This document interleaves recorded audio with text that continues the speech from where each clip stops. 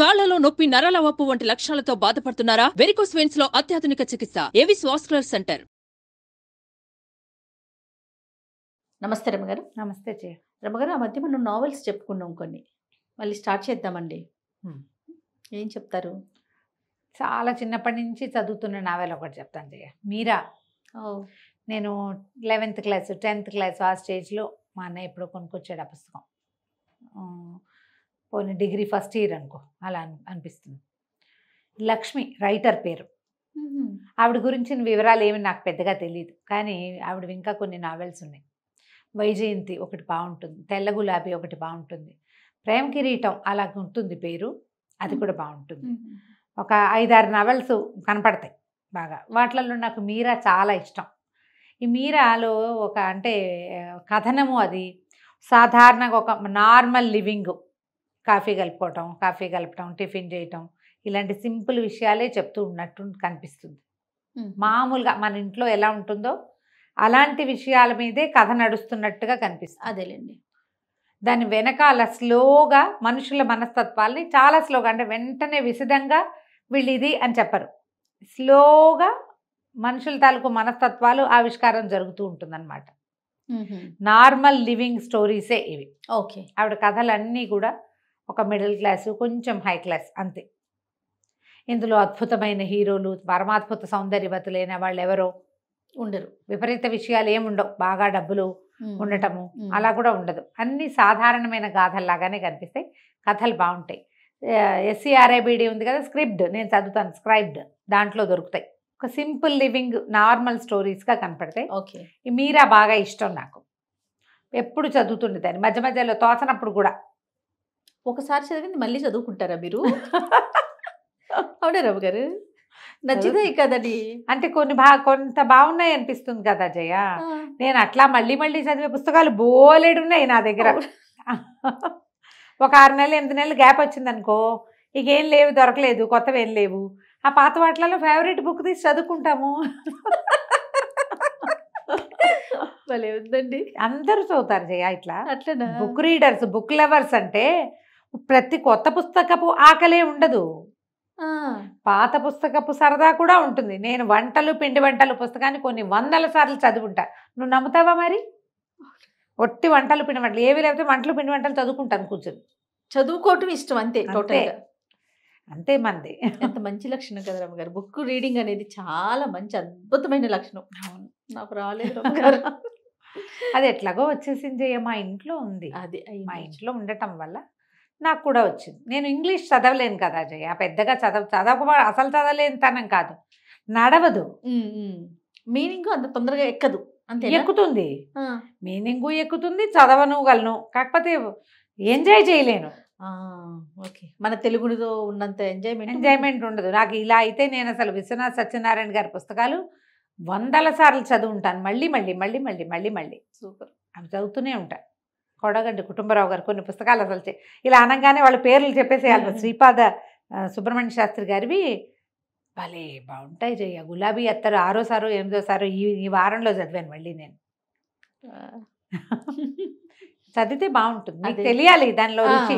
కాదు చెయ్య, మనం కొన్ని సినిమాలు ఉంటాయా మళ్ళీ మళ్ళీ చూడమా, చూసిన సినిమా అని మానేస్తావా? జగదేక్ వీరుడు అతలో సుందరి నువ్వు మానేస్తావా? మరి ఏం సినిమా అయితే నువ్వు 2వ సారి చూస్తావు? ఏది చూడవా నువ్వు? వేస్ట్ అంటారా? 2వ సారి అంత పెద్దగా ఎక్కదు గారు. హనీ ఉంది కదా, చూసిన సినిమాని, ఒక సినిమా నచ్చింది అనుకోండి, చూస్తుంది. ఫస్ట్ టైం ఎక్కడ చూస్తే నవ్వొచ్చిందో అక్కడే నవ్వుతుంది, 2వ సారి అట్లాగే నవ్వుతుంది, 3వసారి 10వసారి చూసినా అదే నవ్వుతుంది రమ్మ గారు. అది నాలాంటిదే ఉంటుంది. ఆల్రెడీ నవ్వేవు కదా, ఈ సీన్కి నీకు మళ్ళీ ఎందుకు నవ్వు వస్తుందంటే ఎంజాయ్ చేయాలి అమ్మ అంటది. అట్లా మీరు కూడా అంతేనా? నేను కూడా అంతే. కొన్ని పాత సినిమాలు అవి మళ్ళీ మళ్ళీ మళ్ళీ మళ్ళీ చూస్తాను జయ నేను. అవునా? చాలా బాగుంది రమ్మ గారు మీ సీక్రెట్స్. ఇలా చాలా మంది ఉంటారు, మేబీ ఇలా చాలా మంది. లేకపోతే పాత సినిమాలు రిలీజ్ అయినప్పుడల్లా ఎలా చూస్తున్నారు, మళ్ళీ ఎలా హిట్ అవుతున్నాయి. అవును. మా బందర్లో వచ్చిన ప్రతి పాత సినిమా మళ్ళీ ప్రతి సంవత్సరం రిలీజ్ అయ్యి ప్రతిసారి చూసేవాళ్ళం మేము. నేను ఒకదాని కాదు, మా ఇంట్లో బోల్డన్ ఉన్నాయి ఇలాంటివి నమూనాలు బోల్డు. చూసిన సినిమాయే కదా అని మానేకండా. మాయాబజారు, మిస్సమ్మ ఆపు చేసి పప్పుకూడు, భూకైలాసు, భక్త ప్రహ్లాద చూస్తే మళ్ళీ వస్తే మళ్ళీ చూస్తాం ఇంకొకసారి, ఎన్నిసార్లు చూసినా బాగుంటుంది. కథలు కూడా అంతే. మీరాలో కొద్ది, మీరా ఒక మధ్యతరగతి, ఒక సామాన్యమైన అమ్మాయి. ఈ కథ ఎట్లా స్టార్ట్ అవుతుందంటే, మీరా వాళ్ళ అమ్మ కాంతమ్మ గారు తండ్రి ఉన్నట్టు కథలో చూపించరు, తల్లి పిల్ల. అమ్మాయి ఆవిడేదో ఒక కుట్టు సెంటర్లో పనిచేస్తుంది, సింపుల్ చిన్న టీచింగ్ ఉద్యోగం లాంటిది, మెషిన్ కుట్టాలు అవి చేస్తారు. ఆ సెంటర్లో ఏవో బట్టలు ఇచ్చిరమ్మని ఇచ్చేసి వెళ్ళమని చెప్తారు కూతురికి. ఈ అమ్మాయికి ఒక ఫ్రెండ్ ఉంటుంది అరుణ. అరుణ అంటే చాలా ఇష్టం. అరుణ ఒక రవ్వ మితభాష, మంచిది చాలా. ఆ అరుణ వాళ్ళ ఇంటికి వెళ్ళాలి. కాలేజీ చదువు, BA చదువుతున్న అమ్మాయి, ఫైనల్ ఇయర్లోనో ఇప్పుడు ఎక్కడో ఉన్నారు వీళ్ళు. అరుణ కూడా చదువుకుంటుంది. ఈ మీరాకి ఈ బట్టలు ఇచ్చి కుట్టు సెంటర్కి వెళ్ళమని చెప్తుంది. ఈ కథ మొత్తానికి కీలకం ఈ మొదటి ఘట్టమే అన్నమాట. అయితే ఈ కుట్టు సెంటర్కి వెళ్ళేసరికల్లా అక్కడ సరోజినీదేవి గారిని ఒక ఆవిడ, కొంచెం డబ్బులున్న వాళ్ళు, ఈ కుట్టు సెంటర్ రన్ చేస్తుంది. ఇలా చిన్న చిన్న పనులు చేసుకుంటూ కుట్లు అవి కుట్టేవాళ్ళని ఎంకరేజ్ చేయడానికి ఈ మహిళా మండలి తరఫున ఒక పెద్ద సెంటర్ లాంటిది పెట్టించేవాళ్ళు. ఇది వరకు కనపడేవి మనకి, మన ఊళ్ళల్లో కూడా కుట్టు సెంటర్లు, సూయింగ్ మెషిన్లు పెట్టుకుని. అయితే ఈ అమ్మాయి అక్కడికి వెళ్ళేసరికల్లా అక్కడ కొంచెం దీనికి తెలిసిన వాళ్ళు కొద్దిమంది పిల్లలు కనిపించారు, కాలేజీ పిల్లలు. ఇక్కడ ఒక అద్భుతం జరగబోతుంది, నువ్వు ఉండని ఈ అమ్మాయి వెళ్ళిపోదలుచుకుంది. పాపం వాళ్ళు బలవంతంగా ఉంచుతారు.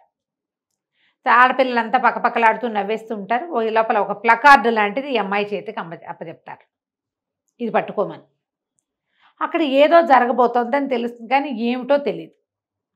వీళ్ళందరూ అక్కడ లోపల ఉండగానే వాకిట్లో ఒక కారు వచ్చి ఆగింది. ఆ కారులో నుంచి ఎర్రగా పొడుగ్గా ఉన్న ఒక అతను దిగాడు. రెండో వైపు నుంచి ఒక అమ్మాయి దిగొచ్చి ఇలా కడుపులో నొప్పిగా ఉన్నట్టు వంగిపోయి ఉంటుంది, మూలుగుతోంది. ఆ అబ్బాయి గబగబా కారు దిగొచ్చి ఈ అమ్మాయిని కూడా డోర్ తీసి కారులోంచి దింపి కొంచెం సాయం బట్టి ఆ సెంటర్లోకి తీసుకొస్తున్నాడు. ఈ లోపలికి రాగానే ఆ వంగిపోతున్న అమ్మాయి ఎవరు? ఈ కుట్టు సెంటర్ నడిపించే సరోజినీదేవి గారి కూతురు పిల్ల జ్యోతి, దాని పేరు. కొంచెం అల్లరిది. ఈ మీరాకి తెలుసు, తన క్లాస్మేటే.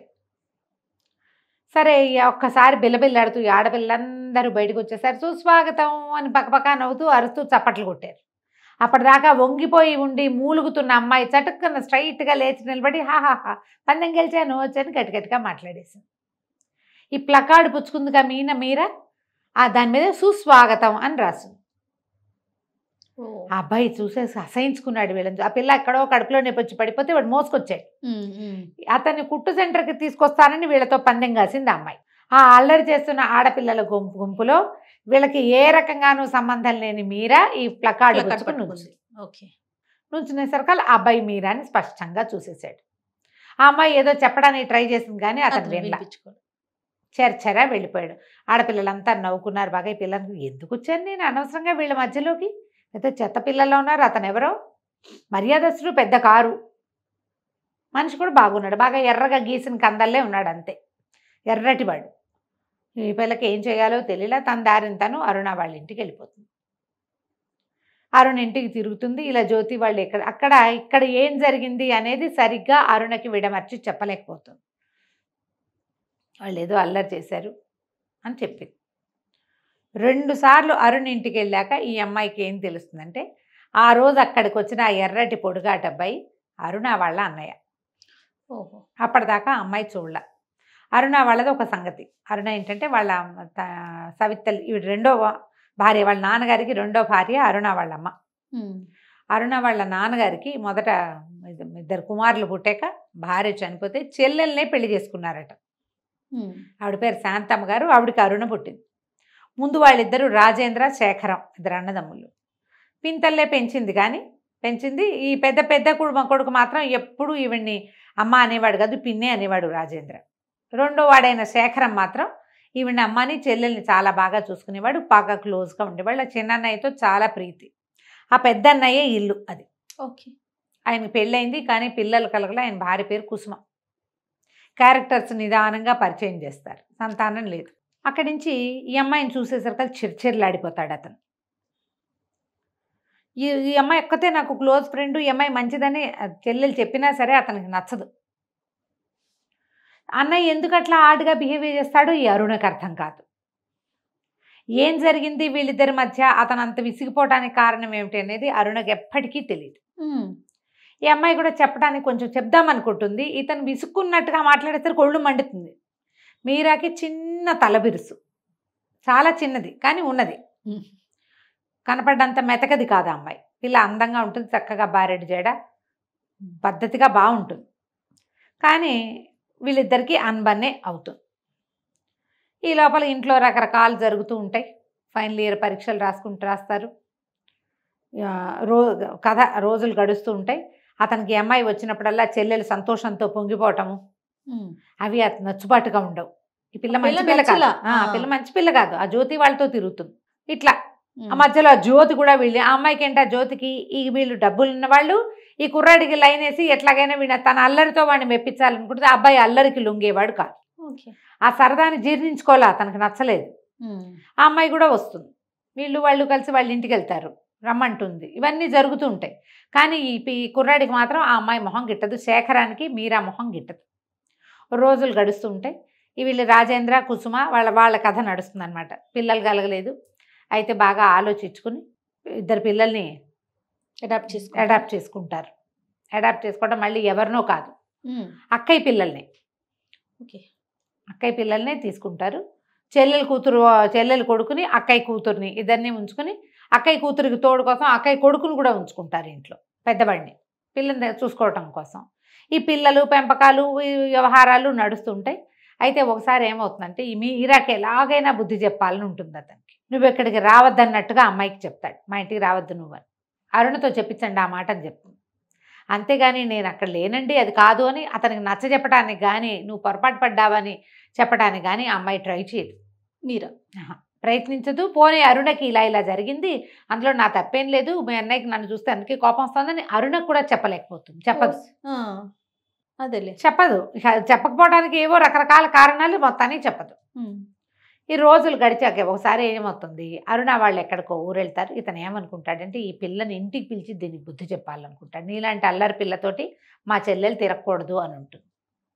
ఈ అమ్మాయికి ఏదో పెళ్లి సంబంధం కూడా కుదురుస్తారు అరుణకి, అతని ఫ్రెండే మూర్తేనే అతని సంబంధం ఏదో కుదురుస్తారు. ఒక కుర్రాడు ఎవరికో ఉత్తరం ఇచ్చి చెంది అరుణ రమ్మంటుందని కాగితం రాయిస్తాడు. ఆ అమ్మాయి ఇంటికి వచ్చే టైంకి అరుణ వాళ్ళ ఇంటికి వచ్చేసరికి ఆ ఇంట్లో ఎవ్వరూ ఉండరు.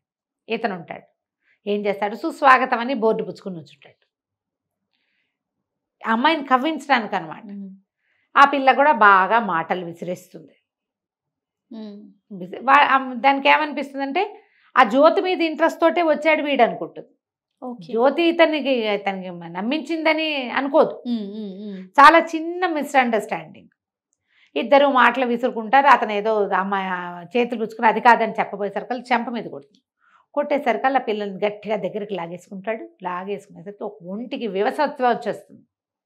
ఆ పిల్లని అనుభవించేస్తాడు అతను. దొరికిపోతుంది. ఒక ఒళ్ళు తెలియని స్థితిలో బలవంతం చేసేస్తాడు. లేచి వెళ్ళిపోతుంది. ఇతనికి ఏం చేయాలో తెలియదు, పొరపాటు చేశాను, దీన్ని ఎట్లా సరి చేసుకోవాలో అర్థం కాదు. ఆ తర్వాత మళ్ళీ మీరా అతనికి కనపడుతుంది. రోజులు గడిచిపోతాయి. ఇక్కడ ఆఫ్ చేసి పిల్లవాడు పుట్టడం దగ్గర మళ్ళీ కథ మొదలు పెడతారు. మధ్యలో అమ్మ ఎలాంటి ఇబ్బందుల్లోకి వెళ్ళారు ఏమీ చెప్పరు.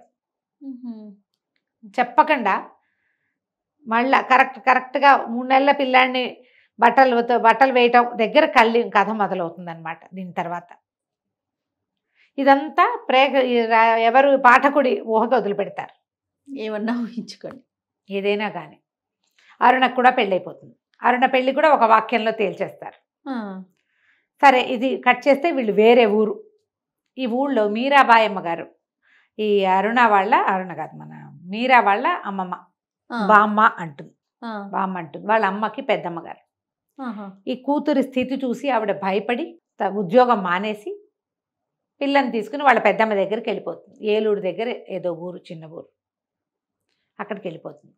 తీసుకెళ్ళిపోతే అక్కడి నుంచి ఆవిడ ఈ పిల్లకి అబార్ట్ చేయించడానికి చాలా ప్రయత్నం చేస్తారు. కానీ అమ్మాయి ఒప్పుకోదు. అమ్మాయి ఏమంటుందంటే, మా అమ్మ కూడా ఇదే పని చేసి ఉండొచ్చు కదా, ఆవిడ నమ్మి తాళి కట్టించుకుంది, నేను ఎవరిని నమ్మి ఏదీ చేయలేదు, నా జీవితానికి ఇది వచ్చేసింది, దీన్ని నేను చెడగొట్టుకోను అని చెప్పేసి పిల్లవాడిని కంటుంది. 3 నెలల చంటి పిల్లాడు. ఈ ఊళ్ళో వీళ్ళని పట్టించుకునే వాళ్ళు ఎవరు లేరు, వీళ్ళెవరికీ తెలీదు, ఏమీ లేదు. మీరాబాయి అమ్మగారు పిల్లాడిని చూసుకుంటారు. ఆవిడకి ఎవరు లేరు. ఆవిడకి కాంతమ్మతోటి ఒక దూరపు చుట్టరికం. ఇక పిల్లాడిని పెంచుకుంటారు. ఆవిడ కూతురుతో మాట్లాడడం మానేస్తుంది, ఏమీ మాట్లాడరు. మీరాతో మాట్లాడదు. మీరాబాయి అమ్మగారి పిల్ల అమ్మమ్మ బామ్మ, తను, పిల్లవాడు, తల్లి, నలుగురు. కొద్ది రోజులు గడిస్తే వీళ్ళు ఎప్పటి నుంచో దాచిపెట్టుకునే డబ్బులు. కాకపోతే ఎంతకాలం ఈ కథ నడుస్తుంది? కొద్ది రోజులు గడిచాక ముసలావిడ కాస్త కన్ను మూస్తారు. వీళ్ళకి ఏం చేయాలో తెలీదు. ఈ అమ్మాయికి ఏదైనా ఉద్యోగం చేయాలనుంది. బయటికి వెళ్తే 100 ప్రశ్నలు వస్తాయి. ఇది ఎప్పట్లో కథ? 70sలో. ఆ కాలం వేరు. అంతేగా. ఒక పిల్లాడు, ఒక చంటి పిల్లాడు ఉన్నాడంటే తండ్రి భర్త ఏడి అని అడుగుతారు. అయితే వీళ్ళు లోకంలో ఎలాంటి చిన్న ప్రచారం చేస్తారంటే, మీరా కాకుండా ఇంకో పెద్దమ్మాయి ఉంది, ఆ అమ్మాయి చనిపోయింది, ఆ అమ్మాయి పిల్లాడు వీడు అన్న సినిమా ఇచ్చారు ఇక్కడ. దీనికేం పెద్దసేపు ఓడిసేపు చెప్పరు, ఒక వాక్యంలో చెప్పేస్తారు. పెద్దమ్మాయి చనిపోయింది, ఆ పిల్లాడిని వీళ్ళు పెంచుకుంటున్నారు. ఏదైనా ఉద్యోగం చేస్తానంటే ఎక్కడికైనా వెళ్తే ఎన్ని ప్రశ్నలు వస్తాయి, ఎన్ని వస్తాయని తల్లికి ఇష్టం లేదు. ఉన్న దాంట్లోనే బతుకుతూ ఉంటుంది. ఆ డబ్బు ఎంతకాలం వస్తుంది, ఆ బామ్మ ఇచ్చిన డబ్బు అయినా ఎన్నాళ్ళు వస్తుంది, పిల్లాడు ఎదుగుతాడు కదా అని ఈ అమ్మాయి ఉద్దేశం. నర్సుగా పనిచేసే ఒక దూరపు బంధువుల అమ్మాయి ఒక అమ్మాయి ఉంటుంది, జానకి. క్యారెక్టర్ పేరే కానీ పెద్దగా ఆవిడ మాట్లాడినవి మనకేం కనిపించదు, కానీ వస్తుంది. అయితే జానకి ఏమందంటే ఒకరోజు వచ్చి చెప్పింది, ఊళ్ళో ఒక పెద్ద ఆవిడ ఉన్నారు, పిల్లలు బయటే ఉంటారు, ఆవిడ ఒక్కరే ఉంటారు ఇంట్లో. ఆవిడ కొంచెం పై సాయం, మనిషి సాయం కావాలి.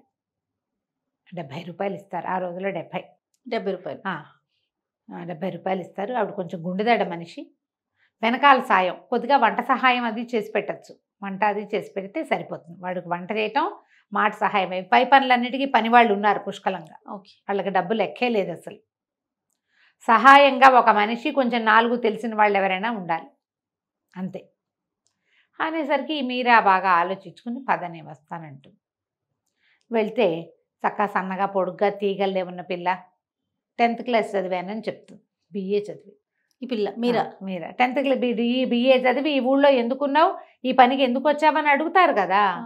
10th క్లాస్ చదువుకున్నా, మా అమ్మకు ఒంట్లో బాగుండదు, అనారోగ్యం, అమ్మ గుండె జబ్బు మనిషి, ఎక్కువ దూరం వెళ్ళలేను, పై ఊళ్ళకి తీసుకెళ్తే కష్టం, ఈ ఊరు నీరు ఆవిడకి పడింది, ఇలా ఏవో 2 వాక్యాలు చెప్పుకుంటారు. జానకి ఇంతలో ఏమైంది, ఆవిడకి ఉన్నట్టుండి ఆవిడ కొంచెం దడొచ్చేసరికి ఈ అమ్మాయి గబగబా వెళ్ళి కూజాలో మంచి నీళ్ళు నింపి పట్టుకొస్తుంది. అట్లా సహాయకారిగా ఉండేసరికి ఈ పిల్లని పెట్టుకుంటానంటుంది ఆవిడ. ఈ అమ్మాయి వాళ్ళ ఇంట్లో ఉండటం మొదలు పెడుతుంది. అయితే ఇట్లా వంట చేయడానికి, పని చేయడానికి వెళ్తున్నానంటే తల్లికి నచ్చదని, 2 పిల్లలు ఉన్నారు, వాళ్ళకి ప్రైవేట్ చెప్పడానికి వెళ్తున్నానని చెప్తుంది. తల్లికి నిజం చెప్పదు. అక్కడున్న పిల్లలు, ఆ ఊర్లో ఉన్న బాచి, ఈ మీరాబాయి అమ్మగారికి దూరపు చుట్టాల పిల్లవాడు ఒకటి బాచి అని, వాడు వస్తూ ఉంటాడు. వాడికి వీళ్ళిల్లు వాకిలి తెలుసు. వాడికి కూడా చెప్తుంది, ఒరే ట్యూషన్ చెప్తానని చెప్పాలరా మా అమ్మకి, ఇది చెప్పకూడదు అని. రోజు వెళ్తూ వస్తూ ఉంటుంది. పిల్లాడిని ఇప్పుడు తల్లి ముసలావిడ లేదు, అంతకుముందు ఆవిడ చూసేవారు, ఇప్పుడు ఆవిడ తప్పనిసరిగా తల్లే పిల్లాడిని చూసుకోవాలి. అంతేగా. వాడు చక్కటి పిల్లవాడు, చక్కగా తెల్లగా బొద్దుగా ఉన్నాడు. ఆవిడ ఎంతసేపు అనుకుంటుంది, ఏ జమీందారుల ఇంట్లోనో పుట్టాల్సిన పిల్లాడు వీడు, ఏం జరిగి ఇలా పిల్లవాడు ఇలా ఈ రకంగా అయ్యింది అనేది ఆ తల్లికి అర్థం కాదు. ఆ అమ్మాయి చెప్పదు అసలు. కొద్ది రోజులు గడిచేసరికి ఆవిడ కూతురికి, కొడుకులకి ఉత్తరాలు రాసుకుంటూ ఉంటుంది. కొన్నాళ్ళలో మా అమ్మాయి వస్తుంది పురిటికని చెప్తుంది. ఒకరోజు మా అబ్బాయి వస్తున్నాడని చెప్తుంది. ఆ అబ్బాయి వస్తాడు, కారు వాకిట్లో ఆగుతుంది. ఆ లోపలికి వచ్చిన అబ్బాయి ఎవరు? శేఖరం. ఏం చేయాలో అర్థం కాదు. వీడు ఆశ్చర్యపోతాడు, ఇతను కూడా చాలా ఆశ్చర్యపోతాడు. మాయమైపోయింది మీరా. ఆ దుస్సంఘటన తర్వాత అతను మళ్ళీ ఆ అమ్మాయిని చూడలేదు. ప్రాణాలు లేచొస్తాయి అతనికి. ఎలాగైనా ఆ అమ్మాయిని ఒప్పించి పెళ్లి చేసుకోవాలనుకుంటాడు. అసలు అతని వైపు తలకాయ కూడా తిప్పి చూడదు అమ్మాయి. ఎంత బతిమలాడినా, ఎన్ని విధాలు అడిగినా సమాధానం చెప్పదు. కట్రాట్లాగా బిగిసిపోతుంది. ఇప్పుడు రేపు పురిటికి రాబోయే కూతురు ఎవరు? అరుణే. మరి వస్తుంది కదా, అతని చెల్లెలే కదా. కొద్ది రోజులు గడిచేసరికల్లా ఆ అరుణ్ వచ్చేసరికి ఆమె చూసి ఆశ్చర్యపోతుంది. 2 నెలలతో చూసేసరికల్లా, నువ్వు ఇక్కడ ఉండటం ఏమిటి, నువ్వు ఎందుకు ఈ పని చేస్తున్నావు, నువ్వు BA చదువుకుని, ఇంత చదువుకుని అంటారు. BAని పెద్ద చదువుగా చెప్తారు ఆ 70లలో. గ్రాడ్యుయేషను చాలా పెద్ద చదువు, పెద్ద ఉద్యోగం చేసుకోవాలి. ఈ పని చేయటం ఏమిటని ఎంతో ఆశ్చర్యపోతుంది, ఏడుస్తుంది, కావలించుకొని నిన్ను 2 ఏళ్ళ నుంచి ఏమైపోయావు నువ్వు, సంవత్సరంన్నర అయింది, నా పెళ్ళికి రాలేదు, నేను ఎక్కడున్నావో తెలియదు, ఎన్ని కబుర్లు చేసినా మీ ఇంటి సందులో ఎవ్వరూ చెప్పలేకపోయారు అని విపరీతంగా ఏడుస్తుంది. ఆ తల్లి ఆశ్చర్యపోతారు, శాంతమ్మ గారు, ఇదేమిటి లేకలేక కండానికి వచ్చిన పిల్ల ఏడుస్తూ కూర్చుంటే ఎట్లా, చాలా దిగులు పడిపోతుంది. నిన్ను ఎంత మిస్ అయ్యాను నేను, నువ్వు ఇట్లా ఎందుకు చేసావు, నాకు ఎవ్వరూ ఫ్రెండ్స్ లేరు, నాకు ఉన్నదే నువ్వు ఒకదానివి, నువ్వేమో ఇట్లా నాకు చెప్పకుండా ఓ ఉత్తరం లేదు పత్రం లేదు, ఎట్లా వెళ్ళిపోయింటే అమ్మ బామ్మకు బాగోలేదని వచ్చేసాం, వస్తే ఒక ఉత్తరం ఎందుకు రాయలేదు నువ్వు అంటుంది. అంతేగా, ఇక ఉండిపోతుంది. ఈ అరుణని వదిలిపెట్టి వెళ్ళటానికి మనస్కరించదు. మెల్లిగా రోజులు గడుస్తాయి. చివరికి కథ ఏ మలుపు తిరుగుతుందో మనం వచ్చే భాగంలో తెలుసుకుందాం. తప్పకుండా. భలే ఇంట్రెస్టింగ్ ఉంది రమ్మగారు, చాలా బాగుంది. అందుకే మీరు అన్నిసార్లు చదువుంటారు. నమస్తే అండి. నమస్తే. సుమన్ టీవీలో మీ పర్సనల్ అండ్ బిజినెస్ ప్రమోషన్స్ కోసం కింది నెంబర్కి కాంటాక్ట్ చేయండి.